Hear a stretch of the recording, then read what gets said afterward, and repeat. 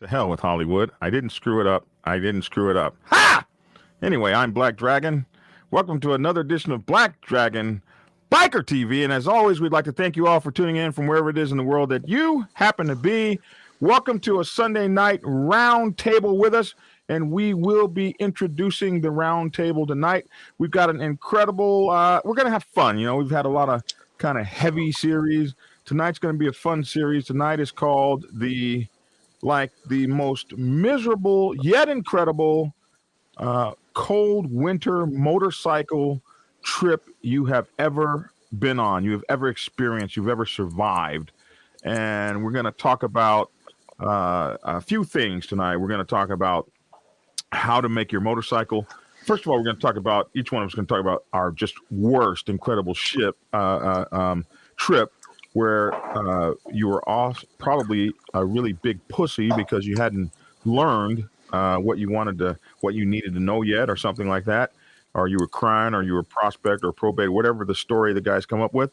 Then we're going to talk about how to actually get your bike ready for either a huge winter trip or just to get through the winter at all. And then finally, we're going to talk about how to survive that winter trip. So that's going to be kind of cool. And we'll be taking questions and things like that tonight. If you actually have a question about getting your bike ready for the winter or anything like that, you can dial in if you want to on our number, which is 404-692-0336. I'll put that up so that you guys can have that. And then but first, we're going to start. This is the season for suicide in motorcycle clubs, and we have a special guest tonight that's coming from Brothers Keepers Motorcycle Club, and he's going to talk about a suicide prevention run he's got coming up. And we want to talk about suicide prevention among our brother bikers and brother vets. This is the time of year for that, Thanksgiving through like New Year's. So this is the time when people we know are alone. People need to be reached out to and touched, and that sort of thing. So we want to make sure that we recognize that tonight and we talk about it. So we're going to bring on the panel, and everybody say hello to the panel. Hell yeah. So we've got Gonzalo, Vice President of the Brothers Keepers Motorcycle Club from Fargo, North Dakota. Pretty warm right now. Man, how cold is it there? What's warm? Well, it was 37 today, so I call that warm. Do you? But he calls 37 warm. Oh, that's crazy. So did you go riding today in the warmth? No, I did not. The roads are pretty shitty. We had a snowstorm and everything. We got had ice, and so the roads were kind of wet, slushy. So it's just like not worth it. Yeah. So the Brothers Keepers Motorcycle Club. How old are you guys? We are 11 years. 11 years old. Yep. And where do you guys have chapters at? Bismarck and Fargo, North Dakota. So you have something coming up. Did you send me your flyer? I don't see your flyer on my email. Did you send it to me? Yep, I send you an attachment. We just have a banner right now. We haven't done any flyers or something like that. We I just took a picture of the banner. Then I had the Wizard, which is my son. He's doing all the work for us and everything for the website for the Wish You Were Here ride that we're putting on next year. Tell us about the ride. I don't see your banner, but tell us about the ride and what we can know about it and where it's going to be and that sort of thing. Yeah, all right. It's going to go from Highway 83, North Dakota, West Hope, North Dakota, all the way down to Laredo, Texas. It's just bringing awareness for suicide prevention because nobody talks about it or nothing, and it's one of the top 10 leading causes of death, So yeah, I've been affected by it, and my brother Mike, he's been affected by it.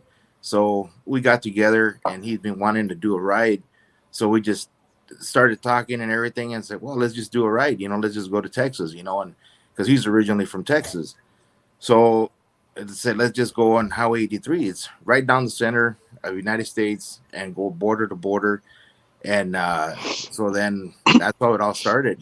Just it was just going to be him and I. And then after that, we started telling people, and people have been donating stuff for us for auctioning and trying to help us out to raise money for the suicide prevention. So it's been pretty crazy. Oh, that's pretty cool, man. So this ride is going to be when and who can go on this ride? Anybody is going to go. It's going to be July 2nd, where that's when we're going to start in North Dakota, and we're going to be in Laredo in July 5th. And if you guys go to the website, Wish You Were Here Ride, there's all the details there, the stops. If you want to go just for an hour, meet us somewhere, ride for an hour, meet us at the gas station, whatever, anybody can join. We got people coming from California, Michigan, Ohio that have committed, that said that they were going to go.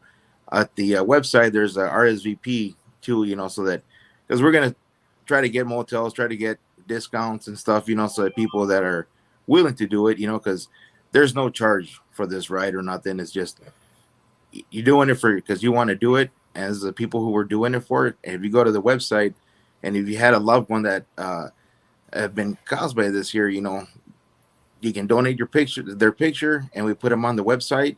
And these are who we're going to be riding for. So you'll be riding for suicide prevention. You're leaving July 2nd out of Fargo, North Dakota, is it? No, West Hope, North Dakota. West Hope, North Dakota. Is there any difference in those places? Really? No, I'm just kidding. And so you're gonna ride down to Laredo, Texas. Laredo, Texas. And anyone can go on the ride with you. Hollywood, where are we gonna be up north? Algona. Algona, what? Iowa. What weekend are we doing that? That's going to be that July. weekend. Yeah. The weekend of 4th of July, yeah. So ours is over on July 2nd, right? Yeah. So we could actually maybe. Well, I can come back and ride back up to somewhere in Oklahoma or so and hit you guys up and ride all the way down to Laredo or something with you guys. Oh, Well, yeah. or meet up with them in Kansas City. They got to go to Kansas City if that's the way they're going to go. If they're going to go in 29 down or however the route is to 35. Yeah, the way we're gonna do it is Highway 83, just for it's one road for one cause, So that's all. It's all the way down to Laredo. Yeah, Highway 83. Oh, yeah. I've never heard of this Highway 83. I mean, it's got to be like a 2-lane death trap or something. It's 4 lanes and then there's a lot 2 lanes. Yeah. It's not like 80 or something, 35 or something. Okay. Yeah, No, it sounds fun, and there's you're not taking donations or anything like that. You're not trying to collect money for a cause or anything. Yeah, people have been donating. We started a Venmo account and a PayPal account, and people have been started hitting up businesses and stuff. There's a couple companies out of Bismarck that have donated some money for us, for the cause and stuff, and we're gonna have. Silent auction. People have been donating items and stuff, axe, knives, helmets. There's this company, Dakota Customs. They made a custom helmet for us, and we had an event. They actually put an event for us, and we were there. So it's been pretty cool. I can't remember. It's a coffee shop there. It's I can't remember, but they donated quite a bit of money for us, so that we could be helped and everything, for whatever we want to do it, use it for us. But everything that we're trying to get donated and everything is going to be going to suicide prevention. Outstanding, man. That's really cool. I'm glad you're doing this, and we've got something up that will be up in Iowa, I guess. So I don't know how close we'll be or whatever, but it might work out that we get to ride down with you. And if we can. Suicide prevention for me is very important because I lost a lot of people when I was in the Navy to suicide, especially during this time of year. And I've lost club brothers and stuff throughout the years, but I can always remember uh, when I was in Italy, the first suicide I saw, I was in La Maddalena, I believe it was, Italy. And that was a conscript military at that time. And, and so, serving was compulsory. And right during Christmas, they had a lot of guys that would uh, um, just pop themselves because they were away from home against their will. So the first suicide I ever saw in the military was some kid who uh, I had barracks duty, and part of it was the Italian barracks, and a kid killed himself in there, and right during Christmas, and it was just it was just horrible. There's blood everywhere and brains and all this stuff. It was just horrible, and it affected me for many many years. And then I had one of my good friends. Oh, actually, he was a uh, not an enemy, but a guy that I competed very heavily against when we were in the military. We competed to be the first in our submarine class, and we didn't really like each other a whole lot. His name was Steve Rincon. I liked him, but I didn't like him. He was a competitor of mine. But at some point, when we both finally got out of submarine school, we got to the uh, we got out to our submarines, and the competition wasn't so heavy. But we had said so many mean things to one another. You still didn't want to see that guy do great, or at least not as well as you did. And he tried to reach out to me, and he had asked me if he could talk to me, and I just kind of blew him off. And he had gotten in trouble with the military. They had found out that he had been stealing some parts or whatever, so he's getting ready to go to prison. And he just offed himself. I was going to get back to him the next week, and the next time I got a chance to talk to him, he was gone. And it just really blew me away because he wasn't. I would never have expected him to reach out to me, and when he did reach out to me, I wasn't there. I've always felt bad about that. And then there was another guy that I was having an argument with when I was in the Navy at a submarine training facility. And that guy and myself, we'd gotten into it really bad, and he was trying to write me up on charges, and I was, we were really head to head. And he went home that night, and the next day he was dead. And it seems that his wife had been cheating on him. And then I lost another two guys, all within the span of a few years.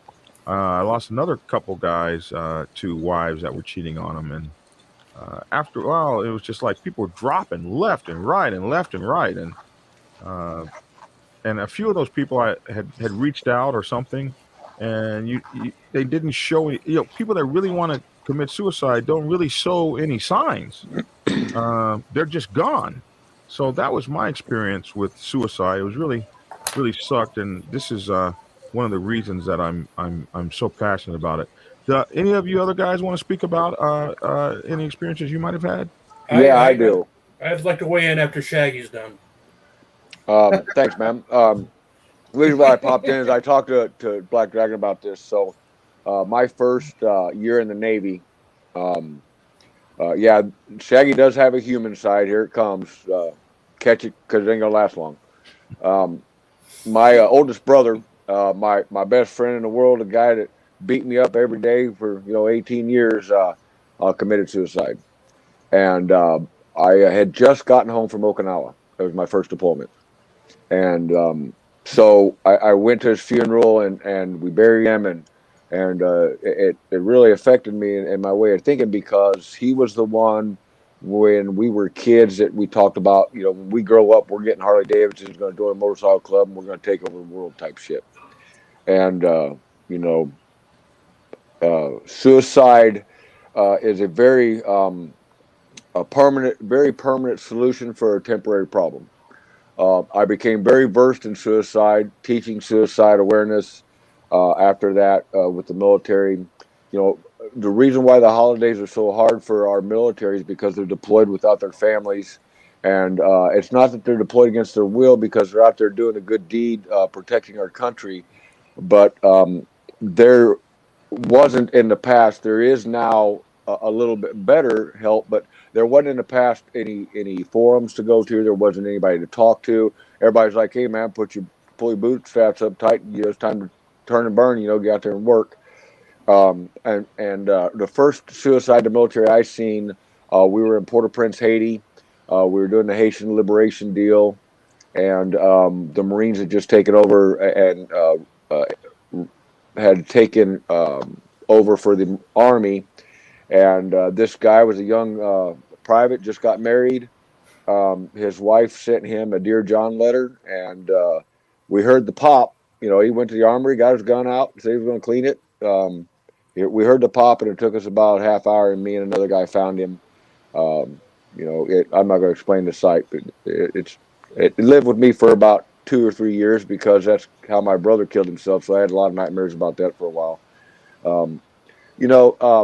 If you're feeling in any way, shape, or form like you're depressed and you need somebody to talk to, man, call everybody you can call. If you got somebody giving you all their important stuff, or they're giving their things away, and they're talking about, they see this baby last time they see you or something like that. Those are all red flags. Pay attention to stuff like that. Listen to your loved ones. Listen to your military members that are serving and are related to you, because they're going to give signs off. It's a proven thing that people who are committing suicide, they give off signs first because that's their way of reaching out and saying, "Hey, I need somebody to help me, somebody to talk to me." Take that shit seriously, man. Remember, today is called the present for a reason. It's a gift. Tomorrow's the future. It's not guaranteed. This time of year is very difficult for people because, it's all about family gatherings, and sometimes things happen where those things don't happen. And people take that family unit to heart. The biker community is pretty harsh with suicide, but over the years, things have kind of changed with it because these people really have a disease. Depression is a disease. It's something that can be treated, but you have to be willing to pay attention to the signs. You have to be willing to pay attention to the red flags, and you got to listen to those who are doing odd things that they've never done before. Be supportive. It's really hard to do because people who don't deal with depression don't understand it. I'm one of those. I have family members that deal with it, and I don't understand it. So be there for one another. If anything, this time of year, call on your brothers who might be, alone because they don't have family. A lot of our brothers in this lifestyle don't have families. That's why they come to clubs, because of that brotherhood and that unity. Check on them, care about them, show them you love them, be your brother's keeper, and take care of your families, and hug each other every day. Tell each other you love each other every day. That shit's very important because tomorrow's not guaranteed. Absolutely. Hey, Tank, what do you got to say, man? When I've been a frontline spectator on the suicide prevention for a long time. My mom and dad were part of Samaritans USA. My mom was part of the administrator for Befrienders International. The Cape Cod, Massachusetts chapter was started by my mom and Monica Dickens, Charles Dickens' granddaughter. So, I remember high school, they divert the calls after 10 o'clock at night. My mom and dad would be fielding calls from people that, were calling into the center, and so I couldn't answer the phone, so tell my friends, "Hey, man, get your shit out of the way before 10 o'clock because they're diverting the calls here to my house." But further to Shaggy's point, you're right. One of the first signs is they do reach out. There's a lot of warning signs. They'll start talking about the problem. They'll be, you'll, like I said, selling their shit. That they're in a real bad place. Listen to them. But one thing I have found out too is that they will reach that point where they've made that decision, and the warning sign for that decision usually is that you'll find a calmness has come over them. And it's not because, oftentimes, it's not because they've learned to deal with their problem. it's because they've determined their manner in which they're going to do it. Through all of the years with the suicide prevention and all the efforts that my mom and dad put into the Samaritans and Befrienders International, my mom's sister still committed suicide. So, I mean, there's a lot of things you can do. Another thing I want to say, too, is that, I mean, suicide itself, it's immediate in a lot of cases, but there are some people that will commit suicide over a long period of time, and they'll do it with substance abuse. I had a friend who was very dear to me who I should have listened to, I should have taken in. I was selfish about it, and 80 stitched him out of my life. When at point in time when he was reaching out, and he fell further and further and further into alcoholism and heroin, and he was truly trying to kill himself, and he ended up dying behind a store in the winter, sitting next to a dumpster.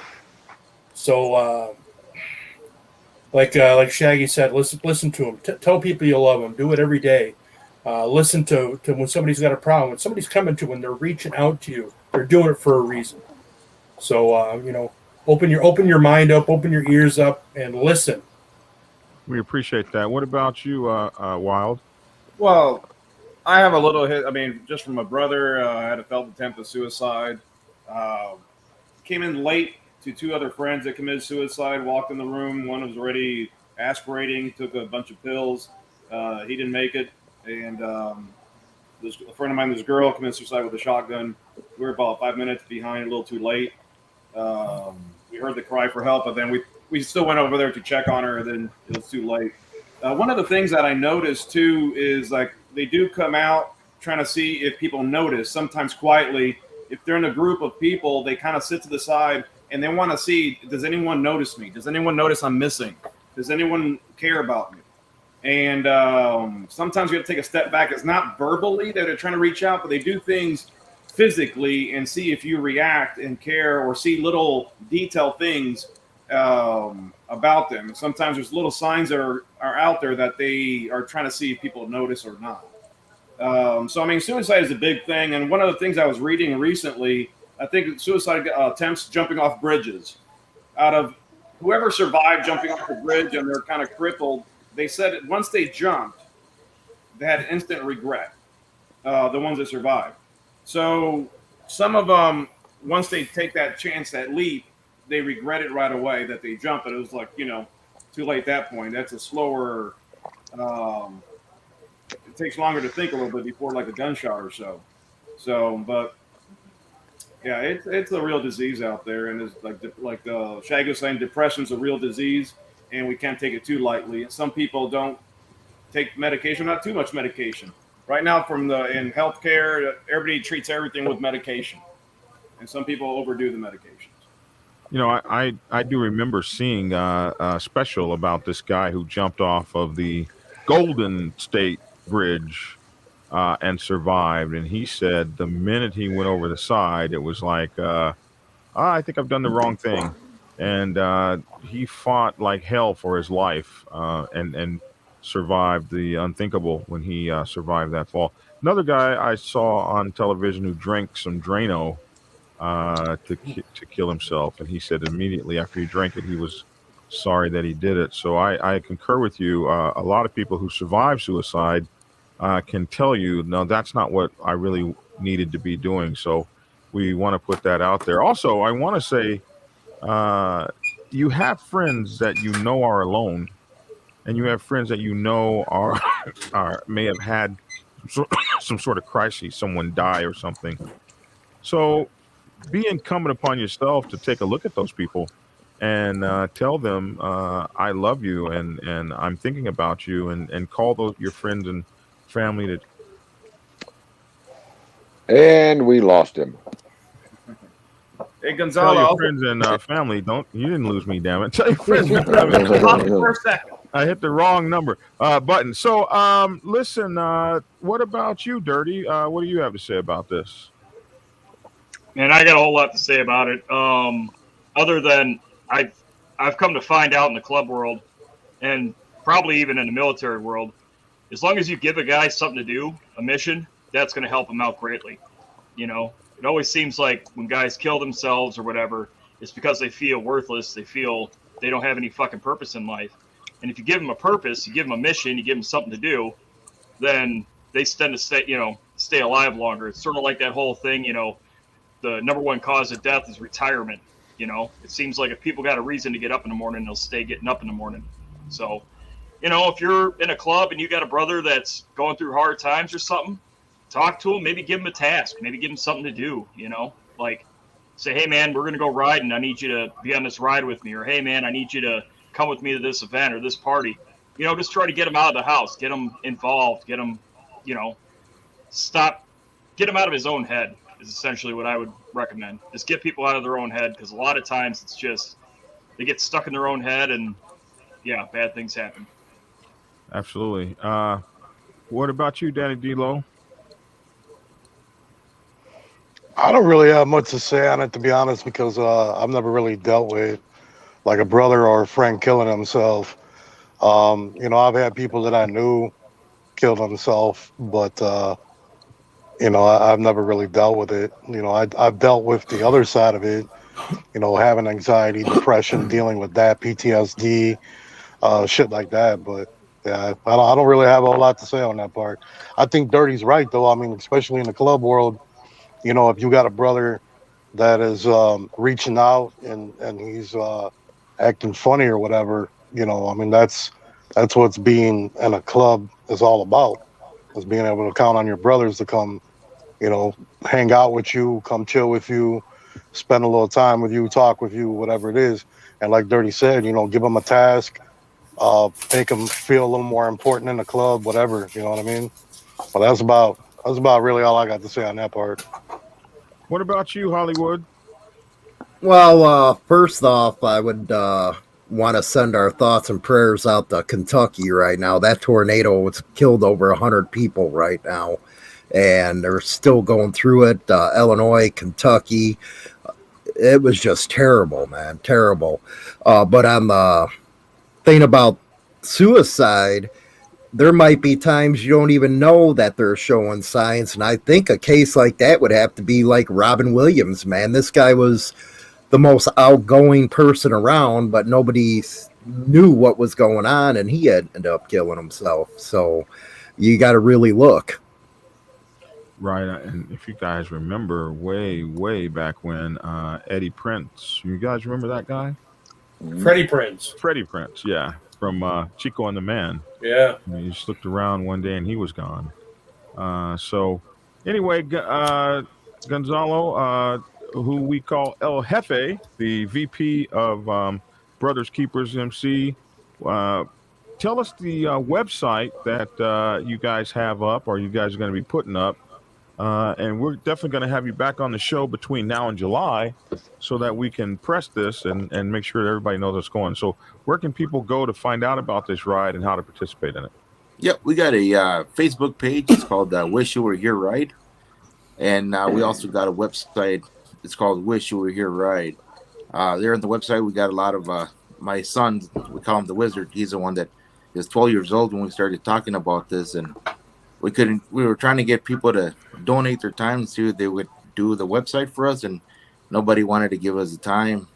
Some they kind of said, well, we can help you start it, but we don't know. We can go with it, and I asked my kid, and my son goes, yeah, I know how to do it. It's like, what do you mean? He goes, yeah, they taught us at school. So he's the one running the website, so they send us pictures and stuff, and we let him know, and he puts them up. And my brother Mike and I, we run the Facebook page. So, but yeah, hit us up, check it out on Facebook, and we're always there. Here in a couple weeks, I'm going to be going down to Laredo, Texas, and going to be talking over there to Pillard and see if we can probably end there and have a little cookout or a little party that, the end of the ride, So, All right, a lot man. of things going on. That's Yeah, really that'd be cool. good. I'll probably meet you guys up and probably ride back up to Abilene or something. So you guys are gonna probably run through Abilene. Yep. All right, so stay with us, Gonzalo. We're getting ready to head off to a commercial real quick, and then we'll come on with our second segment, which will be the story about, or we'll be telling our stories about the worst ride we ever endured, encountered, and survived in the winter. So that'll be our next segment coming up in just a second. And Gonzalo hung out with us so that we can hear your story. So all of that after this. Prepare yourself to take the helm as president of your mighty.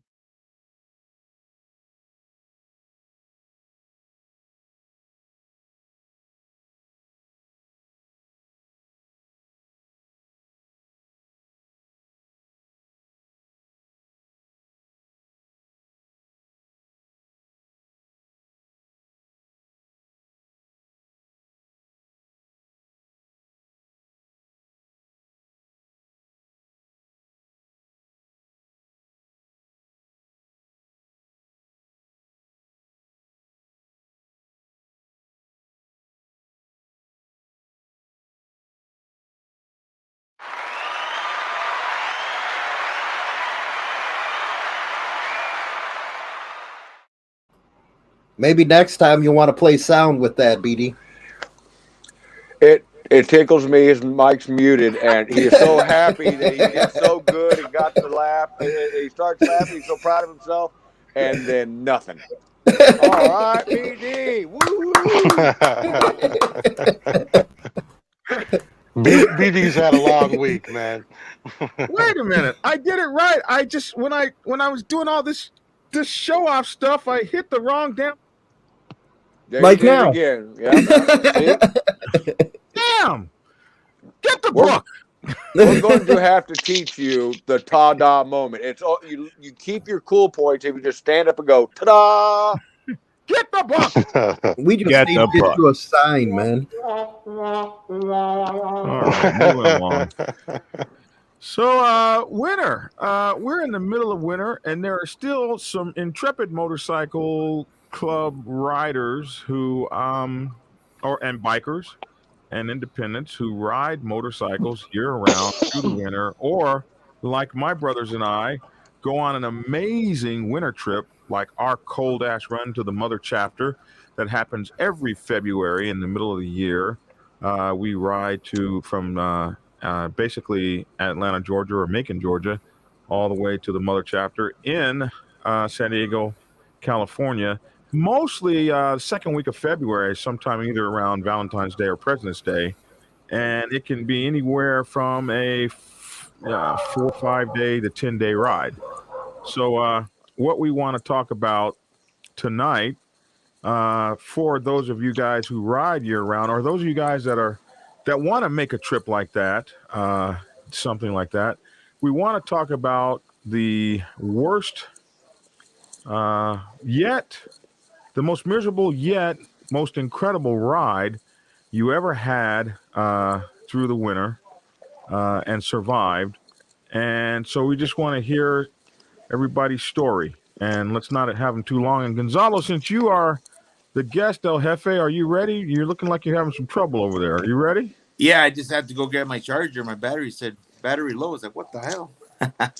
Oh, and you know what? I guess I need to put it back on everybody. There we go. So, Gonzalo, El Jefe, tell us about your trip and the most miserable yet incredible winter trip you ever survived. Well, it was back in 16. We had a spring ride in Bismarck, and I'm out of Fargo. And I took off, like, I don't know, I think it was like 3 o'clock, 2 o'clock in the afternoon. And they were talking about snow and sleet. I was like, it's already spring. It ain't going to happen. And yeah, sure enough, man, it started snowing. I was just like, oh, shit. Just kept looking at the temperature, make sure it wasn't going to be freezing. And I made it. It was good. They didn't have a helmet. But ask me now, do I have the helmet? I got a full face helmet now, and I love it during this cold weather and when it rains, especially. But I've also been it was in October, went to go help my dad drive some sugar beet trucks, and it was nice, 50, 60 degree weather. and got over there, helped them out for a week. And next thing you know, they were talking about snow. I was like, it ain't gonna be bad. It'll melt. Man, we got like 6 inches, and I got stuck over there. Ended up putting the bike on the back of a pickup and trailer, brought it back home. But Oh man. Yes, absolutely. So, what lessons did you learn from either one of those couple of trips?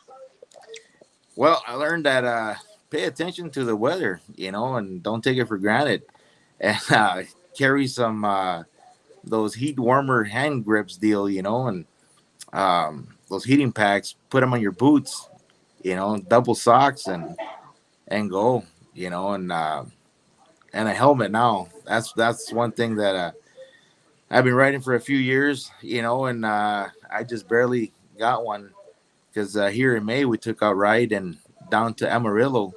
We have to go through Nebraska, and it's a helmet law there. So that's why I bought it. It's like, I'll just buy it, and man, I've been riding some cold weather here and 40 degrees, and put that helmet, and it makes a big difference. It's like, oh yeah, Oh yeah, I that guess full I love face the helmet now. makes all the difference in the world. We appreciate your And story. full face, Wow. yeah. Yeah, that full face helmet is the real deal. Wild on Twos from Wild on Twos podcast and YouTube channel. Check him out every week. Wild on TWOS's, right? Really? Or is it just the number 2? Number 2. Yeah, no, mine was just when I started. I don't really. I mean, Florida and Texas, we don't really ride. Like today, 34 degrees, 4-hour ride. My hands are freezing. Other than that, I don't really catch much cold. Other than when I was 23 years old, that's when I really got into around the set, and I was leaving my other side of me, and I was riding a 1957 BSA Classic, and I had to make a run to Chicago, and I decided to take the Classic. In 2003, I think we just had MapQuest. So I just printed out the MapQuest. But of course, we don't have navigation, no cell phones back. I didn't have a cell phone or anything else. I don't think they were invented yet. Or they probably were. I don't know. Had calling cards, stop at tolls. And I went from Central Florida to, I think I stopped in Tallahassee to Atlanta. My goal was go to Nashville, but then I went to Chattanooga thinking that was Nashville. Then I ended up going to Nashville. Wanted to go to Louisville. Went to Evansville.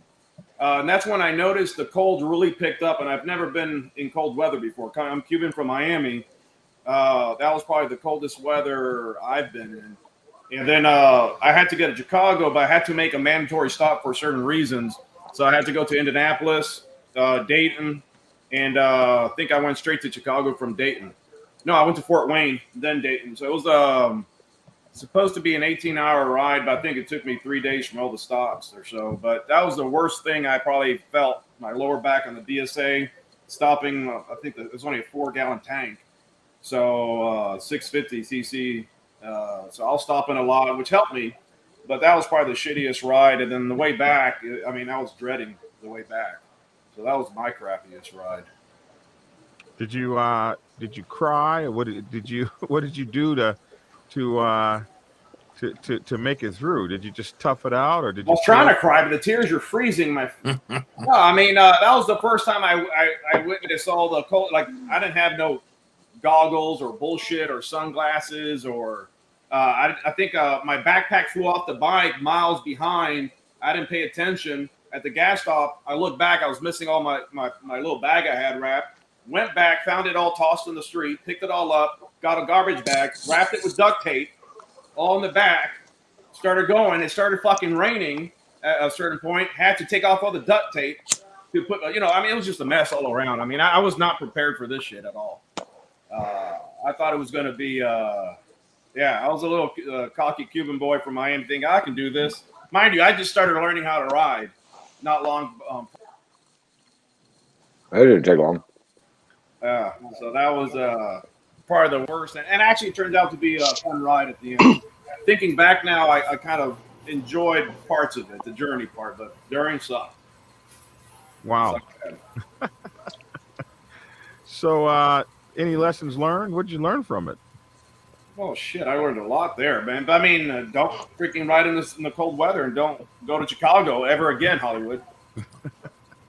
So, no, I mean, I'm just obviously now you can look on freaking Google, YouTube, how to make sure you're riding in the winter. Like, don't fill up your radiator with fucking water, and fucking lube up your bike well, and just shit like little tips and tricks you can. Back then, I didn't know. No one told me shit. People in Florida didn't know how to ride in the cold. Weather Channel my ass. I didn't. They didn't even have the Weather Channel. No, then I got the calling card, and then just dialing the thing took 10 minutes away from the freaking card. And I'm all pissed off, and it was. But I had to handle business, and I had to go do some stuff. So. Well, man, that's cool. Hey, Tank, tell us about your worst cold weather experience. Blah, blah, blah. It was many years ago. Actually, winter came early. We were doing a Columbus Day weekend ride. And so I ride my ass from Wisconsin down to northwest Indiana, and we're going to go down to Moonshine, Illinois. I don't know if anybody heard of Moonshine. You probably wouldn't. It's a fucking intersection with Population 2. 10 miles of gravel road just to get to it. But it's a big destination spot for a shitty cheeseburger. So we decide we're gonna take off. So we wake up in the morning and it's fucking 19 goddamn degrees out in the morning. There's frost all over the bike, all over the seat, all over the windscreen. I don't have enough clothes on. I mean, I don't even have any long underwear. I'm wearing two pair of jeans.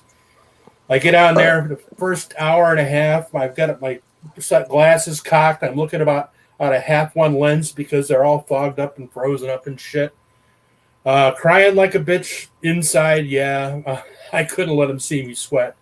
But I tell you what, I took every opportunity I could to stop and whenever we did and get some not some coffee because that's a diuretic, but to get some hot chocolate because it's got the sugar and shit.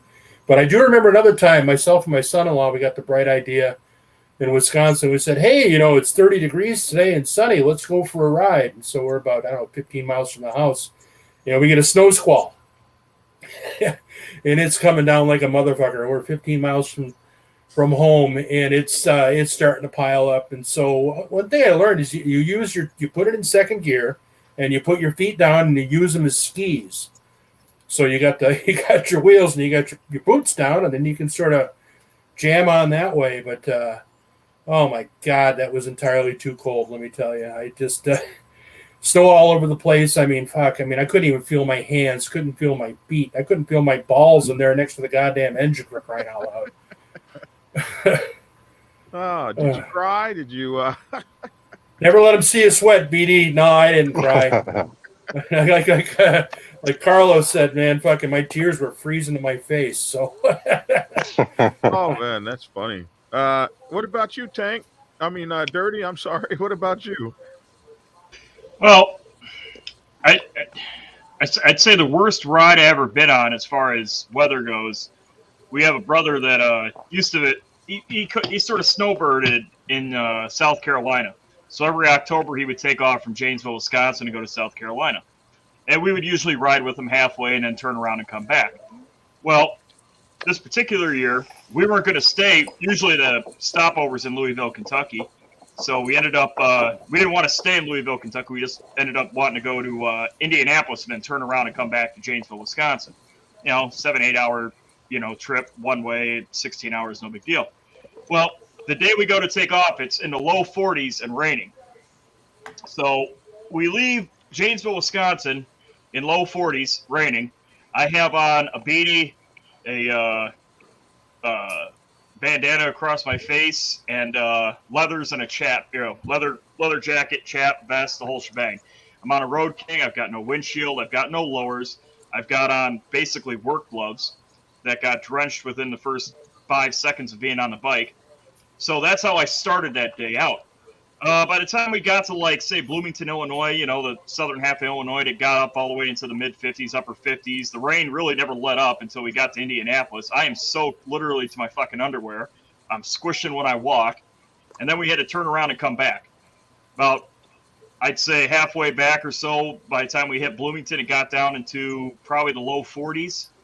And then by the time we hit the Chicagoland area, give or take, got into the low or the upper 30s, and I literally had parts of my clothing that had ice on them. My jacket was icing over, my chaps were icing over, I was icing over. So yeah, that was probably the worst ride I ever been on. We did it. No, I didn't cry. You manned up. In fact, I kept saying I wasn't even cold. I'm like, oh, I'm fine. I've never been happier. You know, best How time did of you my keep life. up with the pack with your hands frozen? You just eat shit and do it. I mean, we were going You're 100 frozen miles on that an hour. throttle, man. Oh, it's the same cold at 65 as it is at 105. So you just fucking go, man. Just get it over with as fast as you can. And yeah, now I have a full face helmet, a windshield, and I'm thinking about getting rain gear, but still haven't done it You yet. still don't have. You still don't. I have don't. that? I just eat shit and do it, man. I'm one of those people. I'm like, I'm not a pussy. I'll get wet. I don't care. You can only get so wet. Oh, at my a certain goodness. point, you're just wet. And, That's not true. well, His girls don't get wet. oh well. Hey, What about you, D-Lo? What's your Don't get me in what's your trouble. worst, most miserable, but greatest one?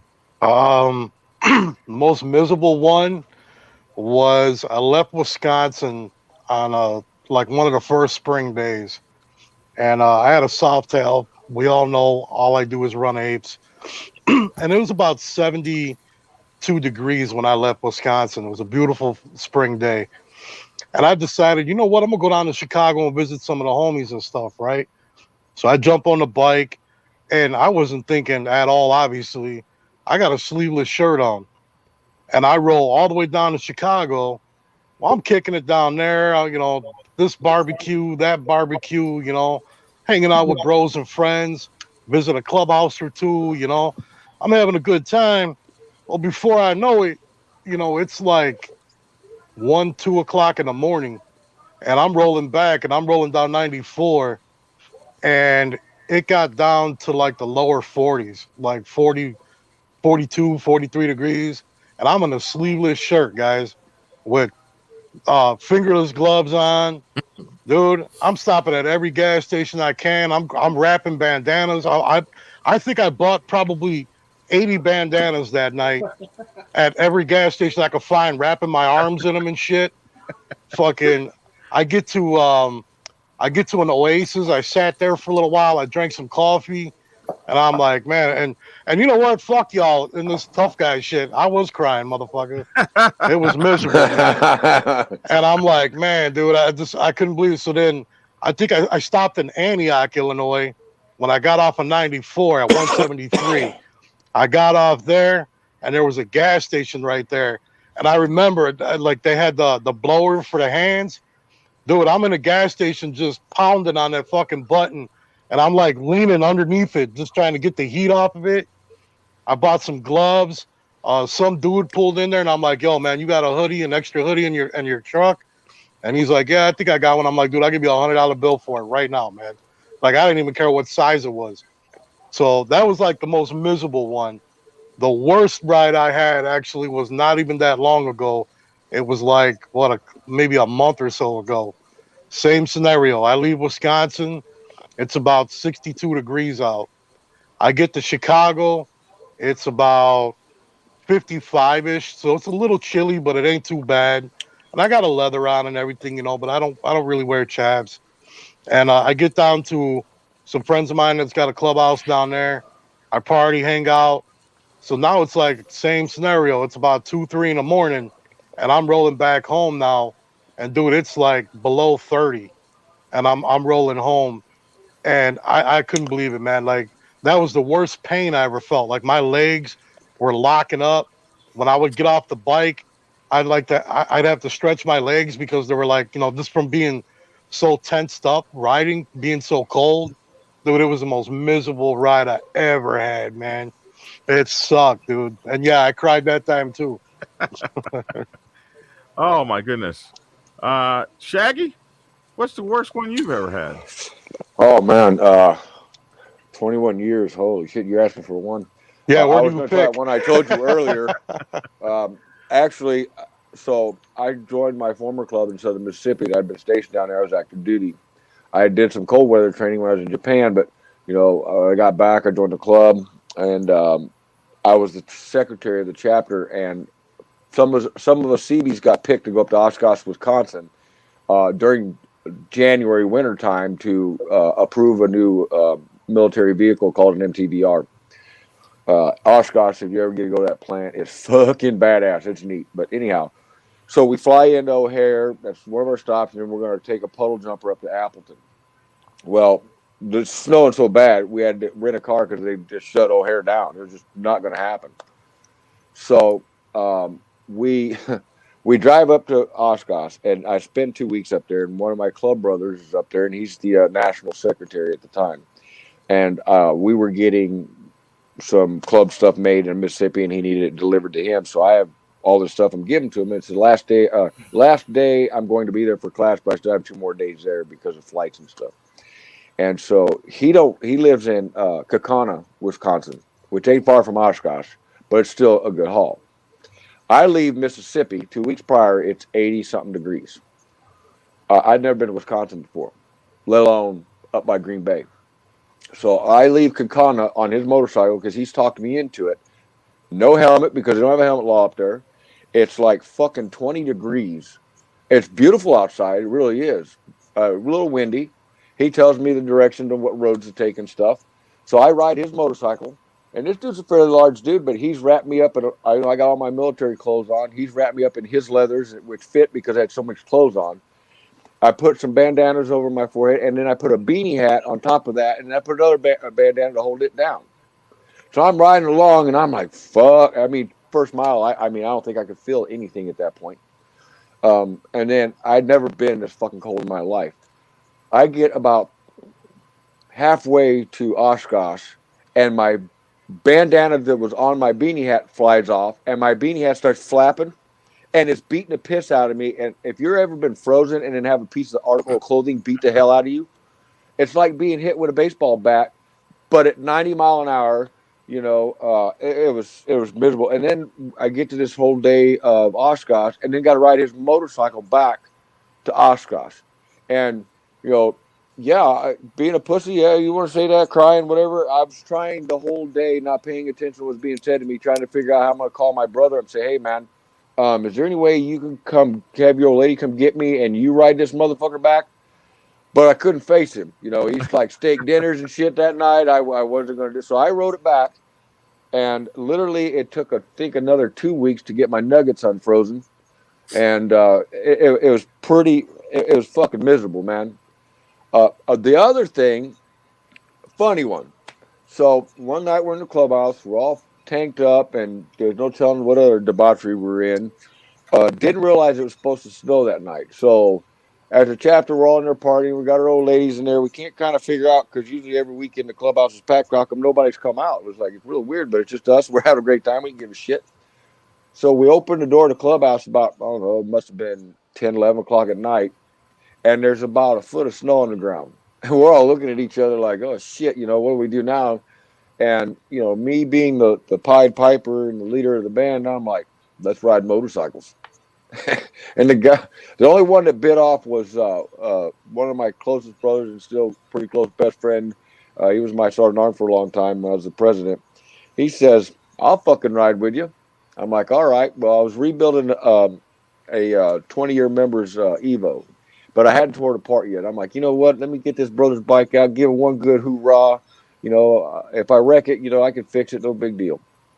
So I get this Evo out there, and it's a light-ass 1989 Springer Softail with the Evo on it. And my club brother, he's on a fucking big old Road King. And both bikes are in the basement of the clubhouse. So we open up the garage door, and I'm like, Rom, let's do this. Come on, Rom. So I just come out of the gate, man, wide open. And there's Softails all over the fucking place. And the goal is if you can at least get up the hill to the road. And then we'll see how far we get from there. Well, I made it up to the hill. That Road King was so heavy, he couldn't get traction. He's got 4 old ladies behind him, pushing him. His old ladies behind them, screaming at him, going, what are you guys doing? I get bored, so they got a video of me doing donuts on my club brother's bike at the top of the hill. And then I just slid all the way back down into the fucking basement. We gave up and went back to drinking. And I think it was 2 days later we finally got out of there. Man, that's that. That's that cold. I'm glad I live in Georgia. These stories are ridiculous. But I, my, yeah, like you say, Shay. I've had a few worse ones, but I think my worst one before I learned how to survive winter riding. When I was a kid, it didn't matter. I lived on one side of town. My job was on the other. My freeze plugs froze up one year in my 1973 Duster, Plymouth Duster, slant six, the easiest car in the world to work on, except for I didn't know how to change out the freeze plug. So I was on my motorcycle for the winter, Honda CX 500 I had, and I had to actually ride back and forth to work with my feet on the ground as skis, and that is an interesting thing. But it didn't bother me. I was a kid. I was 17 or something. It didn't, it was no big deal. I had to ride like 25 miles to work. I worked at a hospital on the south side. I rode 25 miles back. My shoes were soaking wet. My Vetter bags were full of water. It was, it had the ice rain slush water. My Vetter bags were full of water, and all of my clothes and stuff were in them. I had to pull them out and put that wet shit on and go to work. That was nothing because I was a kid. It didn't matter. But when I was a grown person and I left San Diego to come to Atlanta and start living here in 1999. It was the worst. They had the worst snowstorm ever. We lost power for, I think it was somewhere in the order of 21 days. So I rode out here in that, and I was so cold. I was on my Goldwing, and I didn't have any money. I came out here literally broke, so I didn't have any money to make this trip. I had my motorcycle and about enough money for gas, and I left like December 18th. And so the weatherman said it was going to be cool. So riding across Texas was like, from San Diego to like maybe Houston or something like that, Dallas or something, riding most of the way across Texas, it was like 70 degrees, uh, 75, 80 degrees. It was just beautiful. And I was just a riding. And then I hit Texas, this part of Texas where like the line came down, like, okay, this is going to be warm as hell and beautiful, and this is going to be hell on earth, cold. And when I rode across that line, bro, it got so bad, I was freezing. So I had a Goldwing 1500. I stopped in Walmart and I bought a heating pad, and I bought one of those things that converts power from DC to AC. I Inverter. plugged that into my cigarette lighter and took that heating pad and put it on my chest. So now I'm riding with this heating pad on my chest. It's beautiful. Only problem with a Goldwing is the way the wind hits, it blows back around and it's blowing you from behind. So I stop at another Walmart and I buy another one. So I buy a two-prong plug for the DC power. I plugged it to the cigarette lighter plugged that into the converter, and I had heat on the front and the back of me. So I'm doing excellent. But I learned that you cannot ride. You can ride under any condition except that if your fingers are frozen and your toes are frozen. So my fingers froze and my toes froze, and despite the warmth I had from this thing here, I could only ride about an hour, and I was so cold in my fingers and toes, I was actually crying. And I would ride an hour, and then I would have to pull over and warm up an hour. So how long did the ride become when you had to warm up an hour to ride an hour? It was miserable. Then night fell, and the temperature dropped another 20 damn degrees. So now I'm riding, and I don't have enough money for a hotel. So somebody's been there. Has somebody been there? I'm so cold. I'm just chattering, and I was so cold. I pulled on a side road. I couldn't hold highway speed. And the 18 wheelers, I'm doing 15, and the 18 wheelers are bearing down at me like, wow! So I get this bright idea. I'll pull off onto to the side roads, and I'll just ride parallel to the highway. So I'm riding, and it's the middle of the night. I'm so fucking cold. I fell asleep. and fell off the damn motorcycle. And the motorcycle rolls off into this ditch, and I fall off of it and slide along the ground at 15 miles an hour. And I'm laying there, I'm frozen, and I get up, and a gold wing weighs 1,000 pounds. So I'm trying to lift this damn gold wing, and I finally had to turn around and lift it with my legs. Got The the gold proper wing way? up, yeah, the proper way, because I'd almost broken my back. So I'm trying to get out of this ditch, and the bike is sliding all over the place. And by the grace of God, I got out of the ditch. I'm soaking wet, and I'm freezing. I don't have any money for a hotel. I can't find like a gas station. So I turn that gold wing on. I put it on the dual kickstand, and I crawled underneath it, and I left it running. And unlike the V twins that will run for only so long before they shut off, a Goldwing's a 6-cylinder, water cooled masterpiece. And I laid under that sucker, and the heat just wafted down. I pulled my blankets out. I put them over the top of the motorcycle and laid under that sucker, and the heat just wafted down, and I fell asleep. It was the most peaceful sleep. I would wake up freezing. When I woke up, I was surrounded by damn coyotes. It was surreal. I wake up screaming and swinging at these coyotes, and they were looking at me like, is this guy big enough to take down? We're gonna eat his ass. And so I went through that. I woke up. I got away from the coyotes. I go to an Indian casino, Native American casino. I go to the parking lot. It's still 2 o'clock in the morning. I'm frozen. I get off the motorcycle. I set up my little tent. I crawl underneath it. I go to sleep. I get kicked awake by the Native American Police Department dudes. Who the hell are you? What are you doing? They got me all jacked up. My legs spread all out. I'm freezing. My ass is all over. My ass is in the air. They're patting me down on all this stuff. And what are you doing out here? And I just, I was just like, officer, I'm just so cold. These and I'd only made Oklahoma. So these wonderful reservation officers felt sorry for my punk ass and got me a hotel room. And that was the first warmth I had in 3 or 4 days. I finally get to Atlanta maybe 2 or 3 days later, and there's the road is icing up. Here I am back like I was 15 with my legs on the ground trying to ride around 285. If you've never been on 285, it's 6 lanes sometimes, 4 lanes sometimes of nothing. The Atlanta racetrack. It's worse than anything you'd see in LA. I'm riding with this thing with my feet on the ground in the far right lane, cars rolling up on me, honking. And I finally get, and I mean, it's like almost a long way around. I finally get to the exit in La Vista Road in Tucker, Georgia. Norcross is where I first landed. And this was the hell. That was the worst ride I ever had as a young person before I learned how to have a motorcycle set up to ride. So so in 2020, right before the Holocaust came, this whole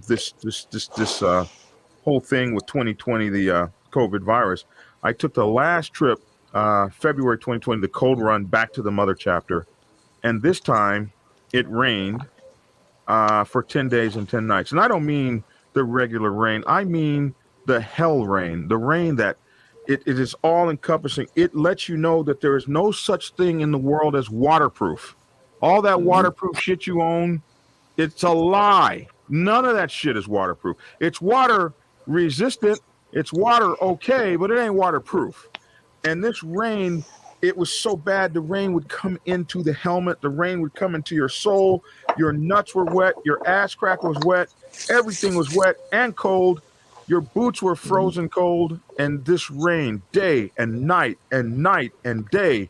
And you're just like, you're sitting in this. And I'm like, I'm 56 years old.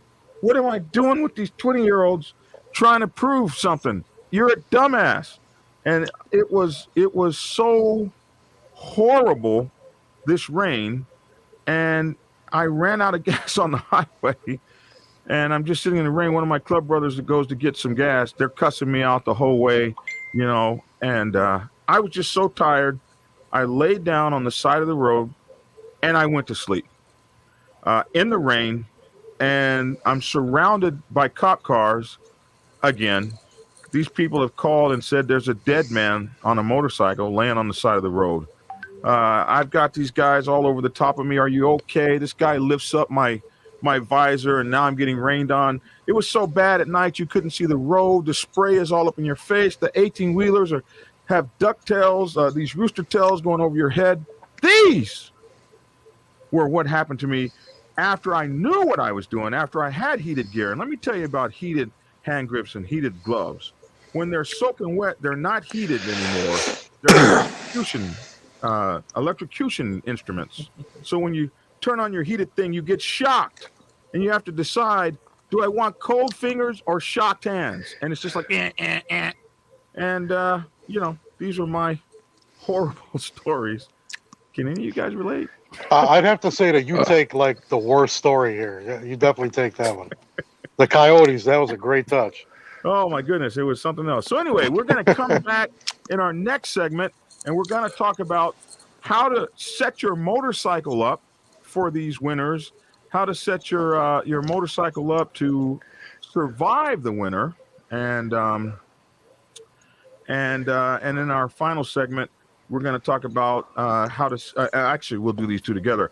How to set your motorcycle up and yourself up to survive these winters, and what to do to make yourself as safe as you can, et cetera, while we go through winter. So we're going to do this commercial here, and hopefully I won't screw it up. So let me see. Here we go. You like motorcycles, freedom, boobs, and good times doing dangerous stuff? Check out the Biker's Lifestyle Podcast with Dirty and Tank. New episodes every Monday on YouTube, Spotify, iTunes, Google Play, and all other streaming devices. Check us out on Instagram and Facebook at the Biker's Lifestyle Podcast or TikTok at the Biker Podcast.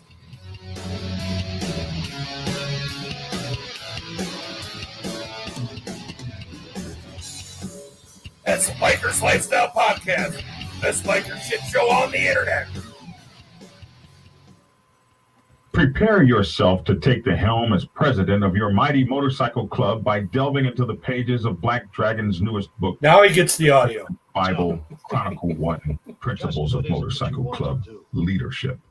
There you will learn to advance your skills in applying the 14 scientific principles of leadership similar to those taught to officers in the United States Naval Service. Available in hardcover, paperback, and ebook. Get yours today on Amazon, Kindle, or order it at your local bookstore. Order your autographed copy from blackdragonsgear.com. Be the best motorcycle club president you can be. Get the book.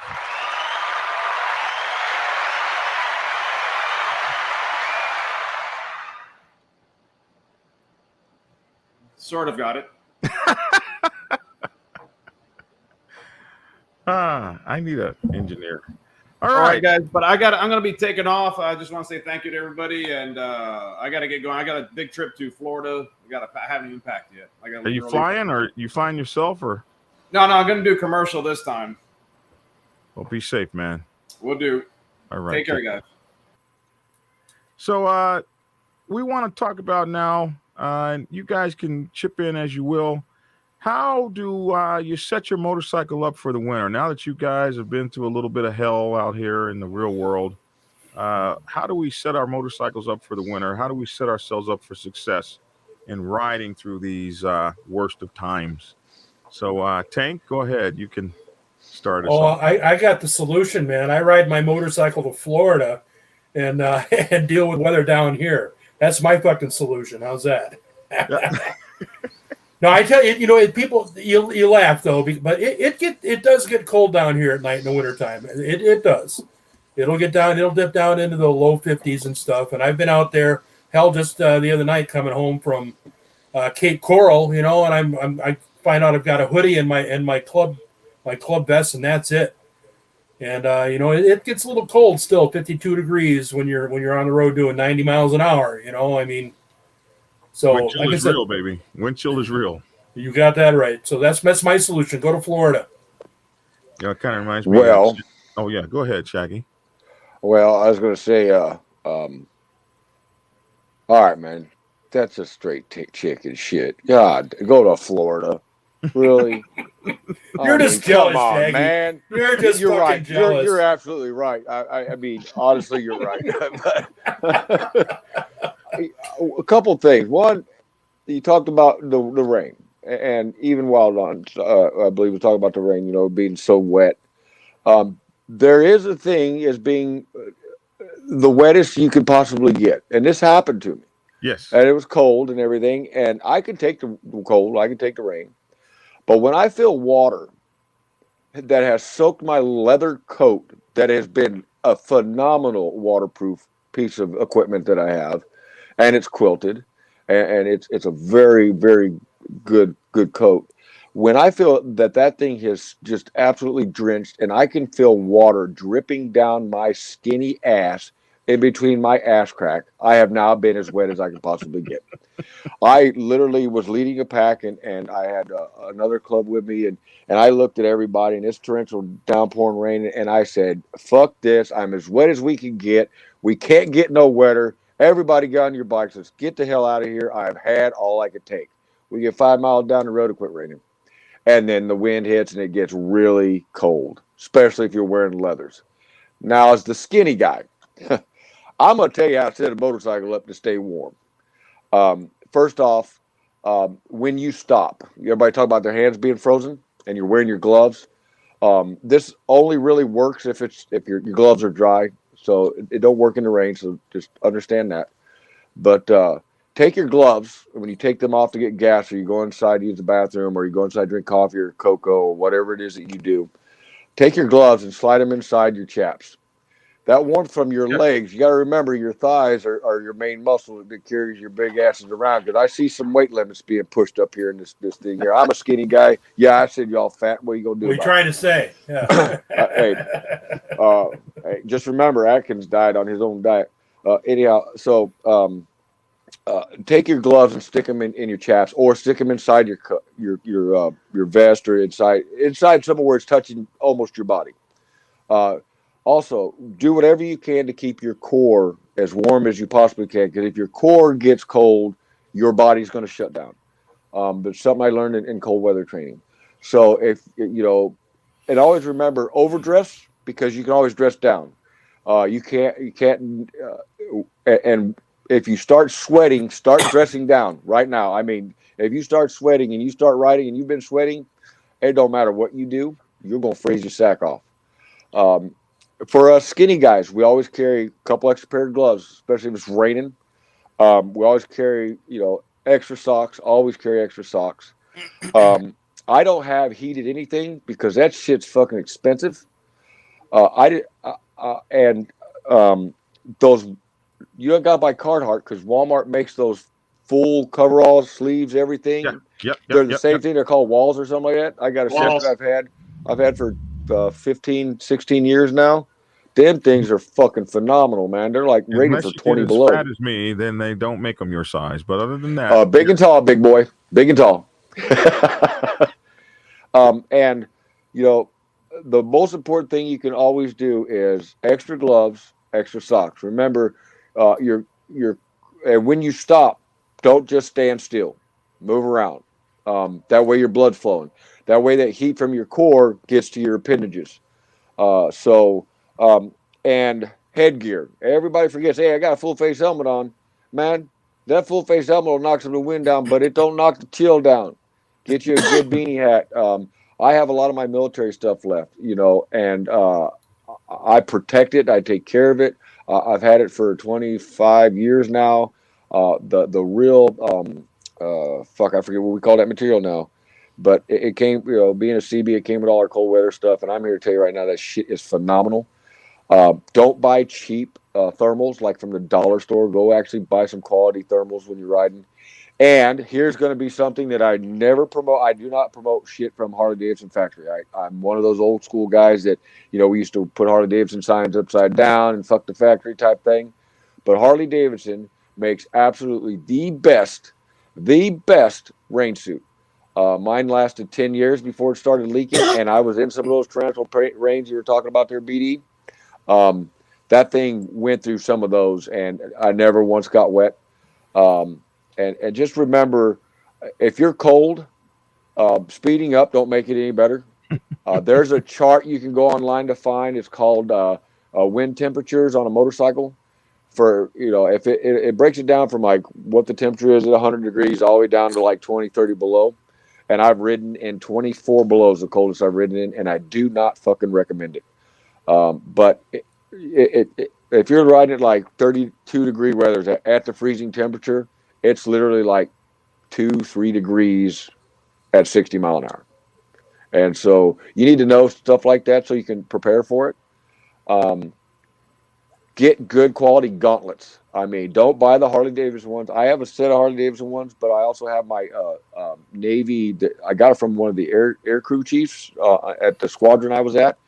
They're the what I'm talking about, BD. They have the leather wrapped around them with the cloth. Yep. Those things are phenomenal. So I bought the Harley ones because they slip over them because you buy a little bit bigger.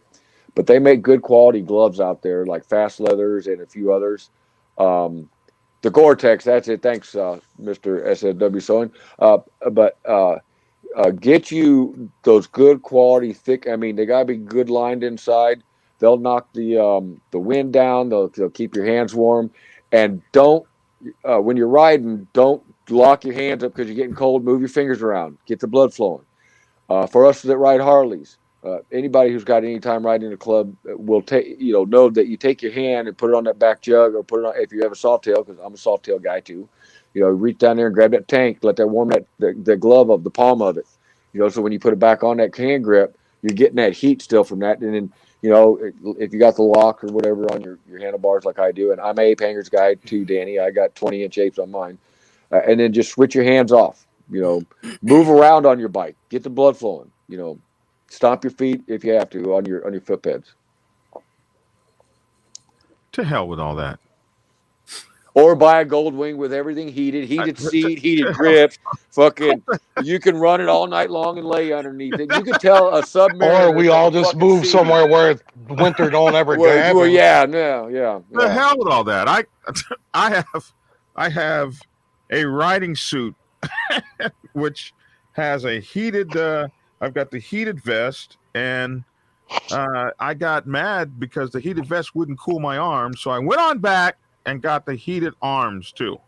And did you go get the heated gloves and the heated vagina warmer? The heated gloves and the heated vagina warmer with electric buzz. Heated tampons? Yeah. Heated tampon. It keeps your internal temperature up when it's inserted properly. I got the heated damn legs. And I got heated hand grips. What I hate about heated hand grips is if you don't have nice warm gloves, then the backs of your hands are cold. And I don't like the backs of my hands. Okay, I have a way to solve that for you. They make these things. I think you can get them out of a store up there in Alaska. A buddy of mine had them on his Softail. They're for the Arctic cats and shit like that up there. The snowmobiles, and you stick your hand, and they're rated like 60 below. Yes, a buddy of mine still rides around here in St. Louis with them. I'm like, man, that looks kind of goofy. Because it be goofy as it wants to, man. My hands are fine when I'm riding down the road.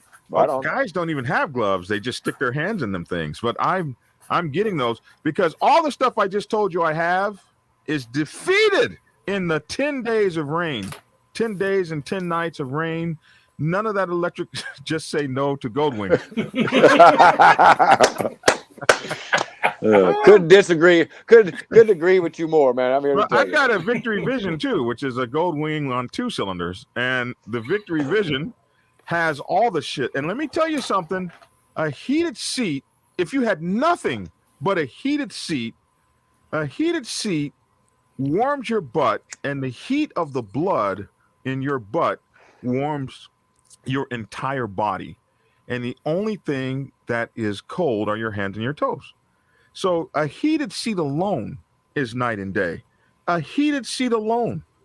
Only problem is they only heat for about 5 minutes. Like they won't do that to your battery. Like that DC charge and you're riding for 8 hours, it would blow your bike up.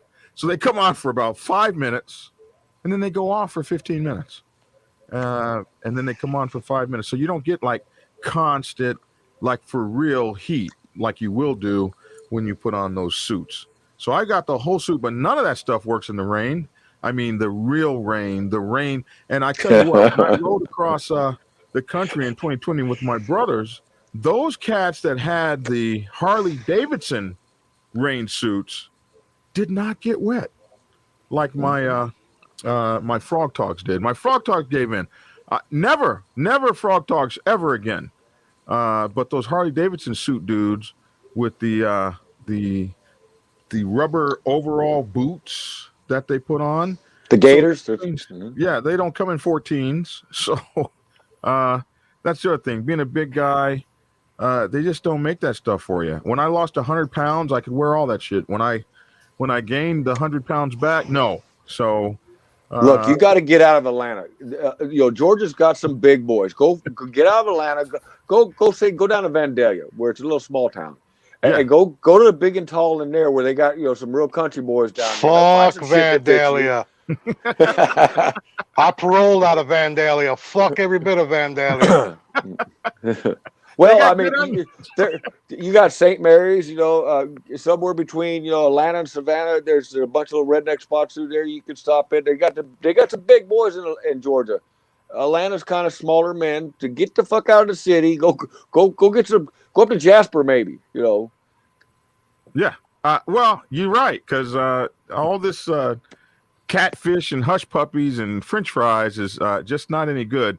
Man, I haven't eaten dinner yet. Why would you do that? Somebody said put your heating pad on your seat. That works. Let me tell you guys. That's the first time I ever heard the heating pad thing. And yeah, I'm quite pissed off now. I mean, yeah, because that's a cheap solution to a heated suit. $12 solution. Man, I just now. I hope none of my brothers are listening, because we're like, okay, we're now snow. We're riding it now. Go Walgreens. We're about to buy them all out. Go to Walgreens. Get yourself the little 12-volt DC to AC converter. Put that into your cigarette lighter plug. Plug your units into it. Man, you're warm. It works. I'm telling you. Tell you guys this. In order to survive a long winter trip, to have yourself ready, the first thing you need to realize, when you get really cold, you get really tired. And that's something that I found. I was very damn sleepy. Thank you, Christopher Haynes, for that wonderful donation. You get really sleepy and really tired. And so you want to be well rested. And cold weather takes a lot from you physically. And when you have been physically drained and you're tired, you start making mistakes on the highway, mistakes that can get you killed. So you start second guessing yourself. You start seeing things, seeing stuff on the road that ain't there, and you start missing things like black ice and things like that. There are things you should know, like bridges freeze before roads freeze. And if you start to see precipitation while you're out there, any kind of wetness while you're out there, especially as you're going into the night, you need to pull off and get a room, because running across those bridges and it's wet outside and you're like on I-35, or you're running across Kansas or Nebraska or Oklahoma or any of those plain states in the middle of winter. Another thing is like running in Virginia and you're running across those graded bridges, and you can look down and see the water. That scary kind of stuff there across ice can be really tough for you.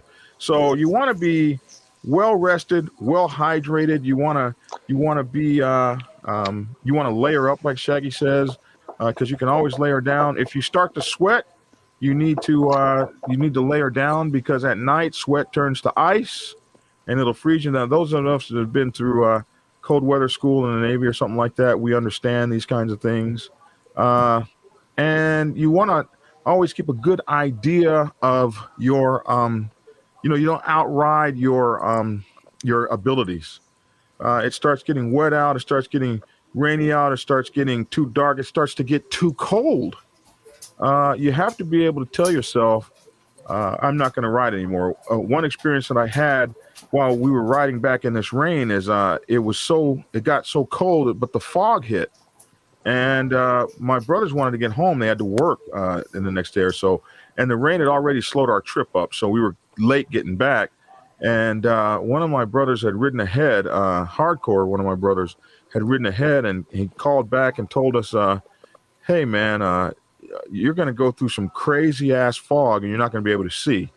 So one of my brothers that was with me at the time, P49, who later Lion Lock, he wanted to go. He wanted to continue to go. And I was like, Lion Lock, Hardcore told us you can't see up there. And he's like, man, Hardcore made it, so will I. Well, Hardcore went through when it was earlier, so he could see more. But you weren't going to convince Lion Lock. He was going. He was a prospect then, and he was like, hey, I got to go, bro. I got to go to work the next day. And I was like, man, I want to go to bed, and I don't want you to go. So this thing going on. And this lady pulls up out of the night, and I see, and she pulls up to the gas station. And so because it was a lady and it was the middle of the night, I just walked up to her car, pulled the gas pump down as she got out, and I started pumping her gas. And she said, well, thank you and everything. She wasn't afraid of me. I was just some big biker that just walked up and started pumping her gas. And she says, oh, bless you. And, that's just so wonderful of you guys doing this for me. And so she says, you guys aren't going to ride back through that way, are you? And I said, well, he wants to. I'm going over there and going to bed. And she looked at him. She said, if you ride back through there, you won't make it alive. And it was really weird because and so she got in her car and I looked at him and I go, well, man, she told you, you might not want to go there. And then we both looked back where she was and she was gone like a specter in the night. Like we didn't see her drive away or nothing. We were talking and we looked back and she had disappeared. He was like, hey, Black Dragon, we're going to go over here and go to bed. And that's what we did. So, I mean, see some weird stuff out there on the highway. I'm thinking somebody swallowed one too many pieces of that. Telling you what happened. That stamp that you guys were passing around. Telling you what happened, man. I'm telling you. What's up, Nasty from the Huru MC? Honor and respect. So, we've seen a lot of weird things out there. But the best thing that you can do for yourself is ride smart, be warm, have the right gear. If you can't afford, and a lot of people can't afford that a real electric suit, you're going to drop $500 or more, $500 to $1,500 to get your setup correct. So if you can't afford this, yeah, go ahead. I was going to say, before we got too far into that electric suit, you mentioned something about hydration. Yeah. People have a tendency not to hydrate when they're cold, and coffee is a diuretic, but it will also something you guys need to know about dehydration is things like Gatorade. Too much of it will dehydrate you because the sugar's in it. They have this stuff out there called Smart Water. Mm-hmm. I literally went through the heat of summer to God. It was great, but it sucked at the same time. It was so hot, but. That Smart Water, literally, I never got dehydrated. It kept, all your electrolytes in you. When you're cold like that, you need to keep your electrolytes in you. So that's like your antifreeze for your body, So it's very important on the hydration. And don't drink too much coffee. Yeah, drink a cup to warm up maybe, but whiskey will keep it going too. I'm just saying. But for the most part, drink the Smart Water. Look for the stuff that says electrolytes on it. Look for shit that doesn't have sugar in it, because there is nothing worse than being like when your lips start cracking and stuff. That's called dehydration. So dehydration is a thing that kills a lot of bikers in the wintertime. Well, guys, man, we've had a real fun time. Any final words, Danny D'Lo? Yeah, when it's like around 45 degrees, let's get in the truck. Fuck all that shit. El Jefe, we appreciate having you on here. You got your run that's coming July 2nd, and you'll be back July 5th, and we're going to go from some city in Dakota. What's that city, man? West Hope, North Dakota. West Hope, North Dakota. Leaving To, July 2nd from West Hope, and then we'll be down in Laredo on July 5th. We're going to have you back on. Give us that website again so folks can know. Yeah, it's Wish You Were Here Ride. Wish You Were Here Ride. Yep. On Facebook and also wishyouwerehereride.com. Yes. I know you must be proud of your son for doing that good hard work for you. Very proud. Very proud. That's really cool. We appreciate having you on. Somebody asked the name of your club. It's Brothers Keepers Motorcycle Club up there in God Cold, Dakota. I'm freezing right now. Appreciate you, man. We'll have you back on the show, and maybe we'll be able to make that ride with you. Anybody that wants to go on that suicide prevention ride or donate to it, please look those guys up on Wish You Were Here Ride on Facebook and wishyouwerehereride.com. They're going to be taking that ride down in July, so as many people as can help go on that suicide prevention ride. We would love it if our folks go. Danny D-Lo, we appreciate you. Danny D-Lo is a TikTok star, and he's also on YouTube. Danny D-Lo, love you. Dirty, any final words, sir? Turn off Thank you, sir. There you go. Well, I was just making sure I wasn't putting too much background noise out there. Shaggy's got that covered for me. He's Shaggy down there. Nah.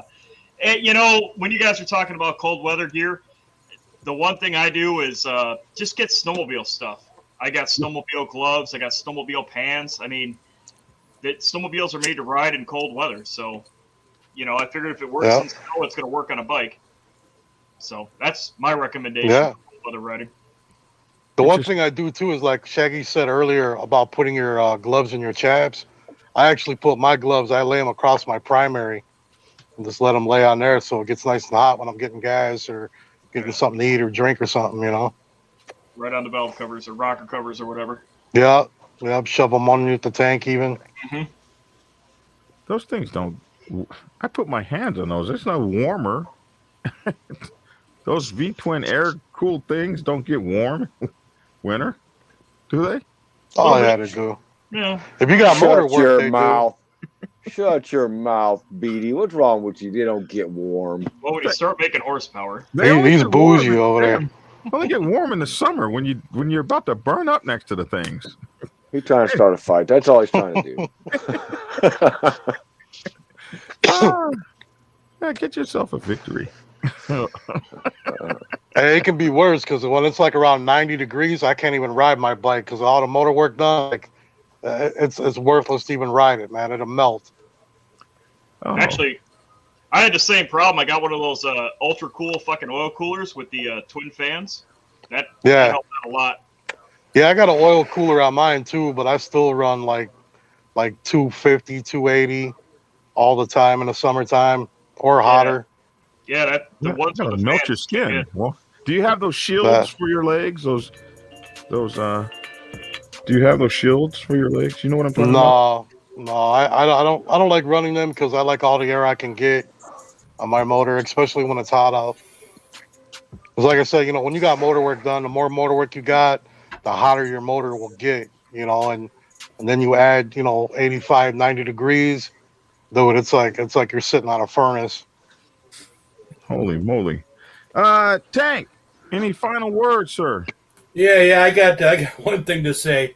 We did this roundtable last week, and I know you didn't mean to do it, but my phone number went across the bottom for about 10 minutes. Yeah. And I got to tell you, man, I got some strange-ass motherfucking texts this week. And I got one marriage proposal, but I told the dude I wasn't interested, so. Liar. I mean, was he cute? Did he have any money? Right? You could marry up. You could always marry up. Sorry about that, sir. Yeah, no worries, man. Check us out. Man, please don't put my phone number on it. I got way too many haters. Look here, guys. I appreciate you guys. We'll see you next week. Listen, in about hold on, you skipped me, fool. Did I? Yeah. He did that totally on purpose, Shaggy. I know he did. Shaggy, what are your final words, man? So close. Yeah. We almost got out of here. Thank you for that kind donation, Bronze Gold. We really appreciate that. Go ahead, Shaggy. I do my podcast, or not podcast. I do my show now live on Fridays at 6:00. Okay. I didn't do it this last time, this last Friday, because of the storms and stuff we had here. Um, Today's roundtable to me was pretty important in the beginning because everybody contributed something very important to the suicide awareness, and that is something that is very important. And about this roundtable, the knowledge that's brought here, the ability to give the MC community and the motorcycle enthusiast community and other fellow bikers the knowledge that they may not have, or they may be able to pass to somebody that doesn't have it. We keep doing this and keep trying to get others, from other clubs and black side, white side, green side, it don't fucking matter, whatever. It's cool to see the round table growing like it is, and what we need to do is keep doing stories like this, informational type stuff, the storytelling that's involved with it. You can always learn something, especially from elders and their stories. The importance of that makes our community better, makes our community grow stronger, and it makes us more unified. So with that being said, I wish you guys all a Merry Christmas. If I don't see you, I don't know about next weekend. A lot of things are coming up. It's Christmas party time. Gonzalo, I am going to try to make a concerted effort to meet you somewhere along your trip, because I'll be coming back from Angola. The other thing too is, D'Lo, welcome to the crew here. Your Thank experience is definitely going to help. And Thanks. to all our people who are listening, we're here for you guys, and because of that, you guys are also a big lift for us to keep doing this. So No? keep on keeping on, keep it on two wheels, and as we always say in my club, practice safe sex. Yeah. Practice safe sex. Thank you, guys. Appreciate y'all. I Love think y'all. that's what Take care. separates our show from other shows, is everybody on here has got real life experience. We've all been in the MC world. We've been around it. Some of us even grew up in it. We got a little bit of everything to add to the MC community and just to our viewers. That's what separates us. We're not over here talking about fucking Sons of Anarchy and shit. You know what I mean? Like, we're real deal. So, but Merry Christmas, Shaggy. By the way, if I don't see you next week, man. Right on. Merry Christmas, everyone. You guys take care. In 3 weeks from now Thanks. or so, right after Christmas, we're going to have the Biker Wives, the Biker Club Wives show. So get all your ladies ready, all your women ready. So your moms, sisters, girlfriends, significant others, as my woman can say, I'm in a three-legged relationship with a man who's married to his club. So we have a three-way relationship going on here. She says I'm in a threesome with a man who loves his club. So that's interesting. I'm sure they'll have much to commiserate on, and maybe we'll all be divorced by the end of that. Anyway, you guys will have a good time. Black Dragon Biker TV on YouTube and Facebook. I also want you to go to my Discord channel. If you go to the Discord channel, come check us out. We've got all kinds of stuff there. In the description below will be how to get on the Discord channel. Also, Black Dragon Biker TV is on YouTube, Facebook, and Instagram TV. Check us out also, the Dragon's Lair Motorcycle Chaos, Dragon's Lair, LAIR. That's wherever you get your podcasts. You can get this podcast and download it and listen to it while you drive or whatever on the Dragon's Lair Motorcycle Chaos. This month, I will have 1 or 2 or 3 of my books on audio. So audio will be there for you guys to check us out on there if you want to. I'm going to be trying to do a video every day for the 12 days of Christmas. I got a whole bunch of stuff I want to talk about, and we're going to be bringing the biker the biker fighting series back, where we're teaching you how to fight. We're focusing on the axe handle right now, but we're going to be doing the get back whip here pretty soon in the next day or two. So Biker Combat, I want you guys to check that out. Our online news magazine is bikerliberty.com. And also we have blackdragonsgear.com to go get all our books and everything. The Dirty and Tank Biker Lifestyle Podcast. The Biker Lifestyle Podcast. Biker Lifestyle Podcast. You guys will be able to get that on YouTube. Danny D'Lo, you find on TikTok and on YouTube. Wild on Twos, you find on YouTube. And I think everybody's got an Instagram page. Yep. So, also Hollywood Insane Throttle. So that's all our stuff. And if you need to know any more, hit us all up. Hang out with us. Make sure to like, share, and subscribe. We'd appreciate that. Listen, guys, thank you. Take care. Have a great evening. And good meeting you, Gonzalo. Much love, bro. Appreciate it. Thank you, guys. Gonzalo. Thanks If we for the don't time. see you guys for Christmas, or if we don't do it next week, we'll find out if we're going to be doing a show. But we're going to try to get something out for you. And you guys be safe out there.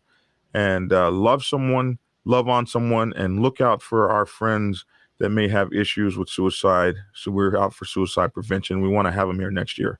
You guys take care. Much love. Okay, so listen, let's see. I'm trying to get rid of you, Danny D'Lo. Okay, there you go. All right, thanks a lot, Gonzalez. All right, thank you. Appreciate it. Take care. All right, so listen, we appreciate you guys having you guys. It's been really great tonight. Had a good show. Had some fun tonight. Talking about riding in the winter. It is the greatest thing in the world to ride in the winter. Riding in the winter is a lot of fun. So it taxes you. It tests you. It lets you know if you have what it takes to ride that long winter ride across the country. It is a lot of fun. And if you get your bike set up right, you're going to have a blast. Anyway, check me out through the week on Instagram, Facebook. We're going to be having a blast. We're going to be talking about a whole lot of things. And I think I'm going to be going back into news broadcasting. So I gave that up for a while, but I kind of miss it. So I think we're going to do it again. Anyway, I'm Black Dragon. That's my 2 cents. I'd love to hear your 2 cents in the comment section below. Like, share, and subscribe. Like, share, and subscribe. Like, share, and subscribe. You guys take care. And thanks for tuning in, and get skinny.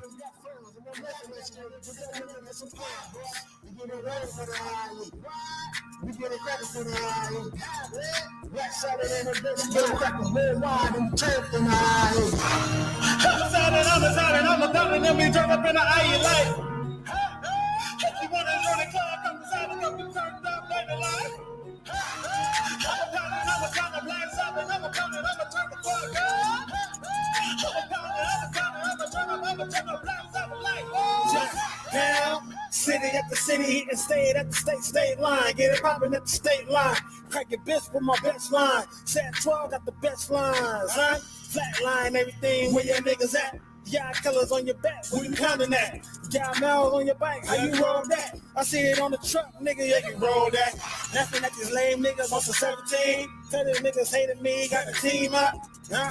Black Sabbath is a habit, tell these niggas that 12 is a habit. I'ma do it for my habits, huh? I'ma do it for my habits, huh? I'ma do it for my habits, huh? Do it for my habits, huh? Cause I'm pounding with my habits, I'ma do it for them. I'm a pounding, let me turn up in the eye, you like. You wanna join the club?